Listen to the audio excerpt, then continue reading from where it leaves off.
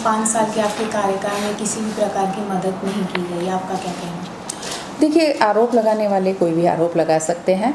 आप मेरी अपनी पर्सनल ऑफिस में जाके देखेंगे तो हमने 2 विकलांगों और एक हमारी सुमन जी हैं, उनके यहाँ 3 उस समय जॉब खाली थे। तीनों विकलांग को हमने जॉब पे भी रखा है समय समय पर। बल्कि कोरोना काल में जितना अन्नदान मैंने विकलांगों के वहाँ किया है, शायद ही किसी को, कहीं से भी कोई संस्था भी आती थी तो मैं पहले उनको बुलाती थी कि पहले विकलांग हमारे जो भाई बहन हैं वो लेके जाए और उसके बाद किसी और को मिले, क्योंकि विकलांगों को अदरवाइज़ और कोई सहारा नहीं होता, क्योंकि जॉब बंद है, वो कहीं आ जा नहीं सकते। तो मेरे हिसाब से मैंने बहुत सारा काम विकलांगों के लिए किया है। शायद उनको ये कामों की जानकारी नहीं होगी, इसलिए वो शायद ऐसा कहते होंगे। जिन मांगों पे अभी वो बैठे हैं, तो आपका क्या आगे का प्रोसीजर रहेगा? देखिए, जो मांगे उनकी है मेरी तरफ से वो फुलफ़िल हो गई है। मैंने निधि विकलांगों के ज़रूरतों के लिए दिया है और वो मंजूर होके आ गया है। बस अब ये देखना है कि कब हम ये वितरण करते हैं। पर उनकी मांग है कि आप हमें स्पेसिफिक टाइम दीजिए और मुझे लिख के दीजिए। अगर मैं लिख के देती हूँ तो सिर्फ प्रहार के विकलांगों को ही फिर मैं कर पाऊँगी। मेरे लिए, मैंने फिर कहा, शहर के सभी विकलांग मेरे अपने हैं और उन सभी में समान रूप से ये चीज़ें बंटनी चाहिए, ऐसा मैं मानती हूँ। मैडम, ये क्या मामला है? यहाँ गेट पे कुछ अपंग दिव्यांग लोग आए हुए हैं, उनकी कुछ मांग है, आपने उनसे बात की होगी, तो किस प्रकार की मांगे हैं? जी, यहाँ प्रहार की काजल जी यहाँ आई थी, 3 महीने पहले भी आई थी। उन्होंने कहा था कि दिव्यांगों को आपको कुछ निधि देना चाहिए।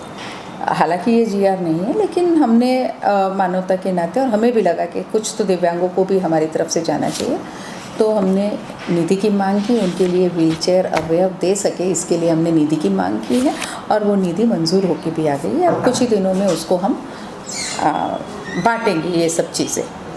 अब हुआ क्या है कि काजल जी की मांग है कि आप ये लिख के दो कि आप 15 दिन में या 20 दिन में ये करेंगे, तो शायद कोई चीज़ आने में देर लग सकती है। तो मैं ऐसा पर्टिकुलर लिख के नहीं दे सकती। और कितने लोगों की एप्लीकेशन आती है, अगर मैं काजल जी को लिख के देती हूँ तो सिर्फ प्रहार के लोग आएंगे, तो बाकी के दिव्यांग कहाँ जाएंगे? तो जितने दिव्यांग हमारे शहर में हैं वो अपनी अपनी ज़रूरत का फॉर्म भर के हम ले लेंगे कि आपको जयपुर फूड चाहिए, आपको व्हीलचेयर चाहिए या और कोई चीज़ चाहिए। उस हिसाब से हम उन विकलांगों को उस चीज़ का वितरण करेंगे। जैसे कि यहाँ पर आके फेसबुक पे जिस तरह से वीडियो को वायरल कर रहे हैं, क्या आपको लगता है कि इसके पीछे कोई और भी वजह हो सकती है? देखिए, इसके पीछे का राजकारण मुझे नहीं मालूम, मैं श्योरली तो कुछ नहीं बोल सकती कि कुछ है या नहीं है, लेकिन जिस तरह से वो हठ कर रहे हैं मुझे लगता है कि गलत है। उनको चाहिए था कि विकलांगों को हम 10 लाख दें। अब वो विकलांग XYZ कोई भी हो सकते हैं, जो विकलांग है उन्हीं को मिलेगा, हम कोई दूसरों को तो देने नहीं जा रहे हैं।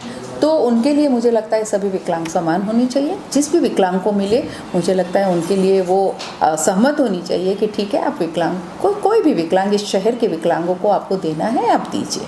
तो इनको उनके हट है कि मैं प्रहार संस्था को ये लिख के दूं कि आप 8 दिन में या 15 दिन में ये वितरण करेंगे, तो वो मेरे लिए संभव नहीं होगा। मेरे लिए शहर का हर एक विकलांग मेरा अपना है।